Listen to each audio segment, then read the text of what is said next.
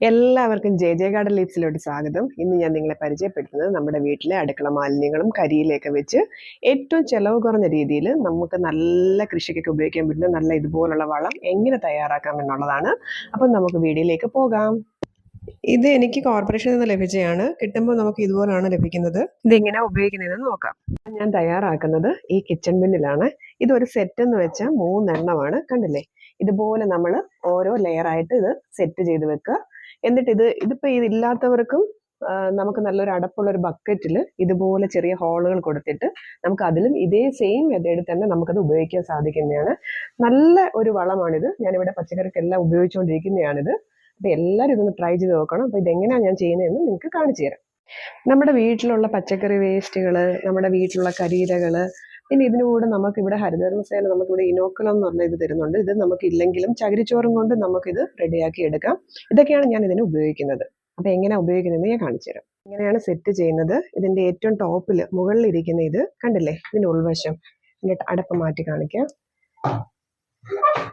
ഇതിൻ്റെ ഈ ഒരു റൗണ്ട് വരെ നമ്മൾ ഫസ്റ്റ് ആദ്യം ഈ ഇനോക്കുലം ഇട്ട് ഒരേ ലെവലിൽ ഇട്ട് കൊടുക്കണം.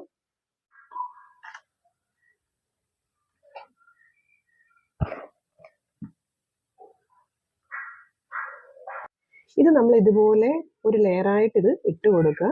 ഇട്ട് കൊടുത്തിട്ട് പച്ചക്കറി വേസ്റ്റ് അത് മെയിനായിട്ട് നമ്മൾ ശ്രദ്ധിക്കേണ്ടത് വൈകിട്ട് വേണം. നമ്മുടെ ഓരോ പ്രാവശ്യമായിട്ട് കൊണ്ടിടാതെ നമ്മുടെ വീട്ടിലെ ഓരോ ദിവസത്തെ പച്ചക്കറി വേസ്റ്റ് എടുത്ത് വെച്ച് വൈകിട്ടാകുമ്പോഴത്തേക്ക് ഇതുപോലെ ഈ ഒരു ലെയർ നമ്മൾ ഇനോക്കുലം ഇട്ടതിൻ്റെ മണ്ടയ്ക്ക് ഇതുപോലെ ഇട്ട് കൊടുക്കുക.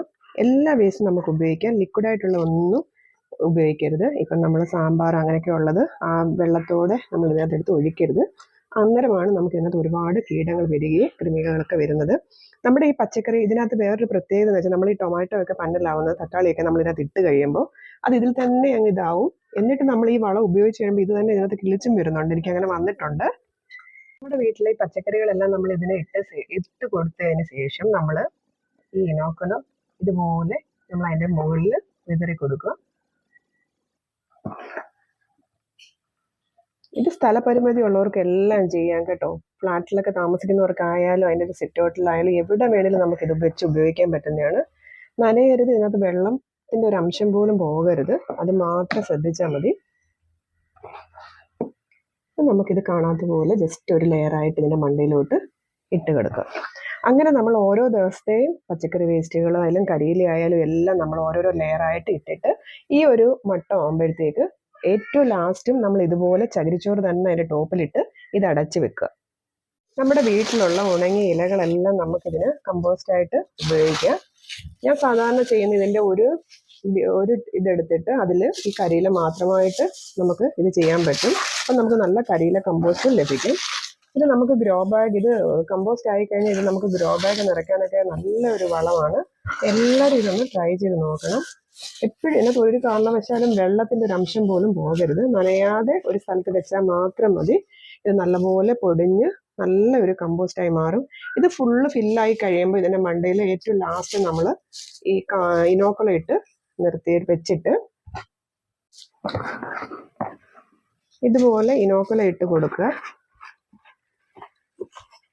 ഇനോക്കുലം അല്ലെങ്കിൽ ചകിരിച്ചോറായാലും നമുക്കിതിന് ഉപയോഗിക്കാൻ പറ്റും.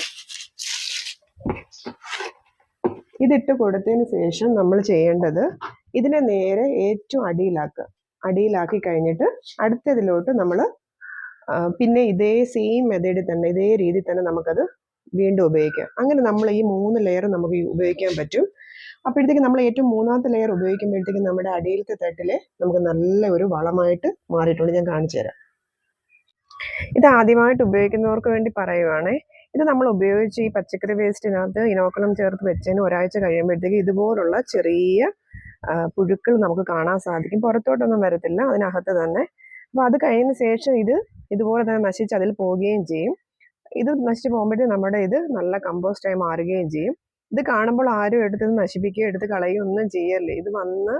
ഇത് പുഴുക്കൾ ഇതിനകത്ത് വന്നാലേ നമ്മുടെ ഈ ഫുഡ് വേസ്റ്റ് എല്ലാം അതിനകത്ത് നല്ല കമ്പോസ്റ്റായി മാറുകയുള്ളൂ.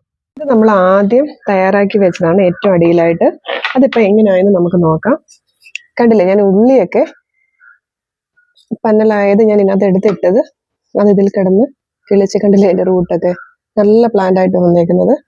ഇത് നമുക്ക് മിക്സ് ചെയ്യുമ്പോൾ കണ്ടില്ലേ മുട്ടത്തോടും നമുക്ക് അടുക്കളയിലുള്ള എന്ത് വേസ്റ്റ് ആയാലും നമുക്ക് ഇതിനകത്ത് ഉപയോഗിക്കാം കേട്ടോ. മുട്ടത്തോടൊക്കെ നമ്മൾ ഇടുന്ന സമയത്ത് ഒന്നുകൂടി പൊടിച്ചിട്ടിടാണെങ്കിലും അതുപോലെ പച്ചക്കറി വേസ്റ്റ്, നമ്മുടെ ചക്കയുടെ മടല്, കപ്പയുടെ തൊലി, ഇതെല്ലാം നമുക്ക് ഇതിനകത്ത് ഉപയോഗിക്കാം. ഇടുന്ന ഒരു അല്പം ചെറുതായിട്ടൂടെ ഇടാന്നുണ്ടെങ്കിൽ പെട്ടെന്ന് ഇത് മിക്സായി വളമായിട്ട് നമുക്ക് കിട്ടും. ഇത് നമുക്ക് ഗ്രോ ബാഗ് നിറയ്ക്കുന്നതിലും നമുക്ക് എല്ലാ പച്ചക്കറികൾക്കും എല്ലാത്തിനും ഇത് ഉപയോഗിക്കാം കേട്ടോ. നല്ല ഒരു വളമാണിത്. ഞാനിത് ഉപയോഗിച്ചുകൊണ്ടിരിക്കുന്നത് ഇപ്പോൾ ഒരു 4-5 വർഷമായിട്ട് ഞാനിത് ഉപയോഗിച്ചുകൊണ്ടിരിക്കുന്നതാണ്.